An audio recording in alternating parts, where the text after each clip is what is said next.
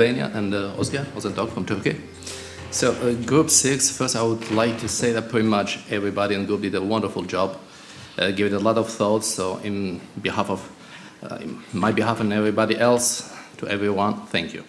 So first point, how to define a perfectly reliable online information. It's like defining the perfection. There's no definition. So what we can do is to see what is not reliable. So more or less every information, whether it's made up, biased content, unbalanced information, will be not reliable. The rest, we hope it is a little more reliable. Who does use online information? Both physicians and patients. The difference is the physicians do know where to look, at least most of us. The patients do not. So they do search pretty much everywhere. So it's our job to give them reliable and simple sources. What are the advantages? Well, the accessibility. Pretty much every remote area or wherever in Europe can be, a patient or a physician can access information. It's easy to use. I mean, pretty much everybody has a cell phone in his pocket, can use it. It's easier for us as healthcare providers as it is for the patient, because the patient is informed. And the patient, when he comes to us, he has the basic knowledge. He knows what to ask, more or less. There are several challenges. The ESC and similar scientific societies do remain reliable. There are limitations, like a lot of conflicts of interest. Previous speakers talked a lot about it. Second, the ESC is not a patient-focused organization. If a patient goes to the ESC website, he will not know where to look exactly. It's not like, I don't know, Mayo Clinic, where there's a space for patient or American Heart Association. Another issue, the language and the material provided by the ESC. Most of us can understand English. Some remote areas, some patients do not.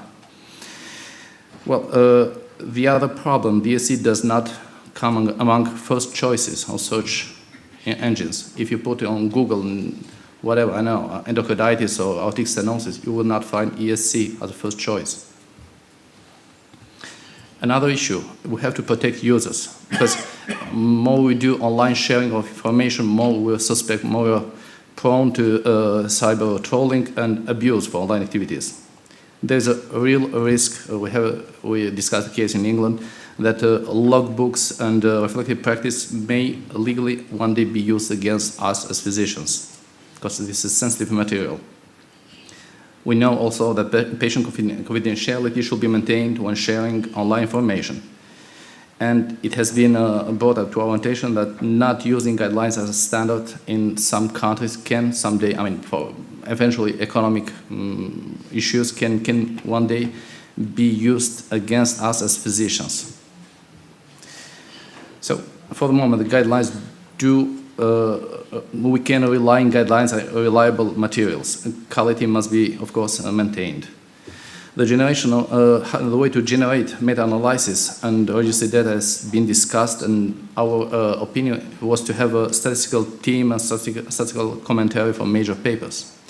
Also, the training materials and educational materials on the ESC website have to be somehow more intelligent. If you go on the ESC website and type, let's say, aortic stenosis, you do have the guidelines, links to the webinars, but you do not have a simple scheme, how to treat something very simple, very basic, that can be used by starters or by patients. It's time to, in our opinion, to educate the healthcare providers how to read the main message of guidelines. There are a lot of pages, how to choose between them. There is need for more specific training on interpreting statistics, because we read an article, we see meta-analysis, that's enough. It has to be good, which is not true always. Something else is a low visibility of the ESC materials on the internet and search engines. Because if you search for disease, cardiac-related disease, you'll find a lot, but not the ESC. Not on the first 10, maybe eventually 20 choices. It's time, we believe, to include links to reliable pages that could provide good and reliable patient information. If you go onto the ESC site and you ask for something for a specific disease, I'm talking from the point of view of patients, there should be some links, some direct links where they can find the real reliable information, and space dedicated to the patient. So a more patient-centered approach. Eventually do think about on the future guidelines for the patients. It's an idea that has been brought in the last educational conference. A better visibility through Google search engine, include links to pages that could provide a good and reliable patient information. And we believe it's time to have guidelines on how to handle data over the internet, on pretty much every discussion, social media, everything. So it will be very soon a legal issue, the way we use those data, the way we share those data. So it's time for the ESC to provide to us some legal advice and counseling on what to do, what not to do. Also, national societies that could help spreading information, local association of patients that could help. But for the ESC, that's our point of view, more or less. Not a surprise. Hello, my name is Özge. I'm from Turkey, Istanbul, and I'm representing today the EACVI HIT community, a young community of EACVI. Actually, a lot of groups told about our topic a little bit. There were a lot of intersection points, but I want to summarize what we talked during these 2 days in our group. We did a lot of brainstorming because it was really not easy to understand everything and to tell everything. And I did these 2 drawings.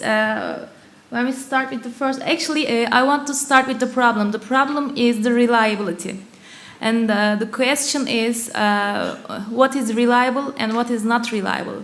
First of all, I want to divide the people into 3 groups. The first group is the patients, the second group is the normal people, and the third one is the physicians and the healthcare providers. And when I start with the physicians, it is, as my colleague told in his presentation, it is easier for us because we know what to look for and we know what is the safest, what is the most reliable one. And for us, we talked a lot, and at the end we decided that ESC guidelines look like the most reliable ones, but how reliable is of course always a question mark, because they are being always updated, and it is also related to the level of scientific material. And if we provide more meta-analysis and maybe more randomized clinical trials, and if we provide as ESC the education on medical statistics, maybe it would be much better to make the data more reliable. And for the normal people and the patients, what can we say? We also talked about it a lot, and we decided that again ESC is the most reliable one, and maybe ESC could provide for patients something special for patients, a web page. And of course, this web page should be spread among people, because first they have to know what they are looking for. They have to be aware of that ESC website. And how could it be? Maybe the social media could be used to spread that. And or as my colleague told in his presentation again, when they go to internet and search for some symptoms and some diseases, they cannot. We tried actually, but we couldn't see the ESC brand, unfortunately. And maybe this could be provided to make it easier. And what else? Actually, those were the main points of our 2 days, and we really enjoyed our brainstorming so much. And I want to thank all of my colleagues here again. Thank you.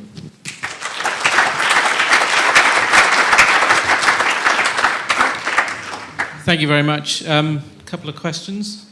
Thank you very much indeed. My name is Walid from Syria.